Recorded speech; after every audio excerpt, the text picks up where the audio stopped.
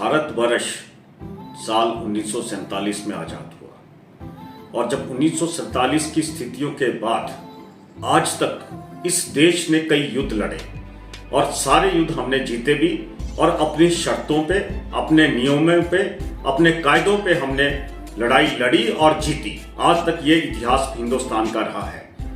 मैं ये कहना चाहता हूं कि इस देश के अंदर जब गरीबी थी, पहनने को कपड़ा नहीं था, खाने को अन्न नहीं था, तब भी हमने युद्ध लड़े और युद्ध जीते। ये वही देश है जिसने पाकिस्तान को उसको बीचों बीच काटकर उसके दो टुकड़ों में बांट दिया था।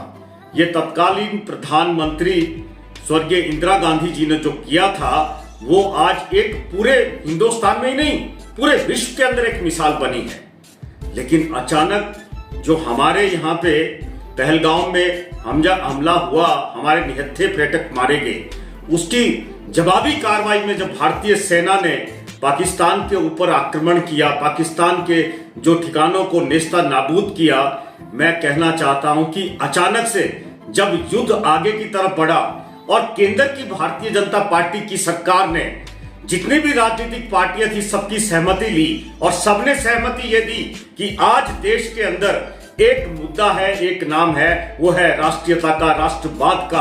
आज देश का प्रश्न है और सबने जो है केंद्र सरकार का साथ दिया। और जब सबने केंद्र सरकार का साथ दिया और हमारे सैनिक, हमारी सेना बड़े अदम्य साहस से पाकिस्तान का सीना छल्ली कर रही थी, तो मैं ये समझता हूं कि ये देश के स्वाभिमान का विषय था। लेकिन एकदम से अमेरिका के राष्ट्रपति ट्रंप साहब जो हैं एक ट्वीट करते हैं और अचानक से युद्ध विराम की घोषणा, सीज फायर कर दिया जाता है। मैं ये समझता हूं क्या अब हिंदुस्तान की राजनीति जो है, हिंदुस्तान की रणनीति जो है, हिंदुस्तान की विदेश नीति जो है, क्या वो अमेरिका के कहने पे चलेगी? ये प्रश्न बड़ा वाजिब है। आज देश का हर बच्चा, देश का हर नागरिक ये पूछना चाहता है कि इस तरह से युद्ध विराम किया। जब तो युद्ध की शुरुआत की गई थी तो सारे राजनीतिक दलों को जो था उनकी सहमति ली गई और सारे सभी ने कहा था कि ये राष्ट्रीयता का प्रश्न है, हम केंद्र सरकार के साथ खड़े हैं, हम हिंदुस्तान की सेवा के साथ खड़े हैं, हम हिंदुस्तान के रणबांकुरों के साथ खड़े हैं। लेकिन जिस दिन युद्ध विराम होना था तो एक ट्वीट के अंदर एक ट्वीट वहां से अमेरिका के राष्ट्रपति करते हैं और युद्ध विराम की घोषणा कर दी जाती है। युद्ध विराम करने से पहले क्यों केंद्र की भारतीय जनता पार्टी की सरकार ने आज अपने विपक्ष के नेताओं को या विपक्ष की पार्टियों को क्यों नहीं पूछा कि हमें क्या इसके ऊपर क्या कदम उठाना चाहिए? तो मैं कहता हूं कि ये कहीं ना कहीं एक बड़ा कॉम्प्रोमाइज जो है इस देश की गरिमा के साथ किया गया है, इस देश के स्वाभिमान के साथ किया है।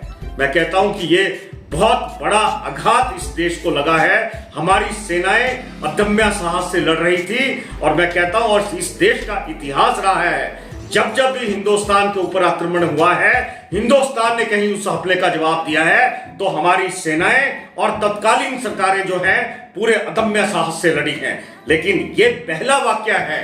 आज ये वाकया बहुत से प्रश्न खड़ा करता है। मैं कहता हूं इसके ऊपर केंद्र की भारतीय जनता पार्टी की चाल, चरित्र और चेहरा जो है ये बेनकाब हुआ है।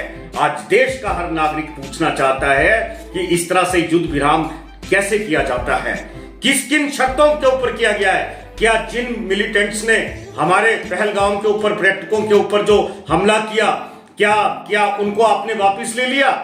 क्या जो मिलिटेंट कैंप पाकिस्तान के अंदर चल रहे हैं, क्या उन मिलिटेंट कैंपों को तबाह करने का आपने कोई बात करी? क्या आपने वहां से जो मिलिटेंट वहां पे हैं, क्या आपने उनको उसकी एवज में जो समझौता किया, क्या उनको वापस मांगा? ये कुछ ऐसे ज्वलंत प्रश्न है, वो आज केंद्र सरकार से, भारतीय जनता पार्टी के लोगों से ये हिंदुस्तान का आवाम, हिंदुस्तान का बच्चा पूछना चाहता है। अगर ये नहीं बता पाते हैं तो इनका चरित्र ये है कि पाकिस्तान के नाम के ऊपर ये अपनी वोटों की राजनीति करते हैं, अपनी राजनीतिक रोटियां सेकते हैं। लेकिन जब पाकिस्तान को और उसके आतंकी ठिकानों को नेस्ता नाबूद करने की बारी आती है तो मैं कहता हूं ये युद्ध विराम करके बैठ जाते हैं। ये कैसी रणनीति है, ये कैसी राजनीति है? एक तरफ तो पूरा विपक्ष जो है आपके साथ खड़ा है, पूरी सेना के साथ खड़ा है। आज भी हम सलाम करते हैं हिंदुस्तान की सेना को, और हमारे जो जवान शहीद हुए हैं और जो निहत्थे लोग मारे गए हैं, हम उनकी शहादत को भी सलाम करते हैं। लेकिन जो केंद्र में दोगली सरकार बैठी है, मैं उनसे पूछना चाहता हूं कि आज आप एक्सपोज हुए हैं, आपका असली चेहरा जो है आज जनता के सामने आया है।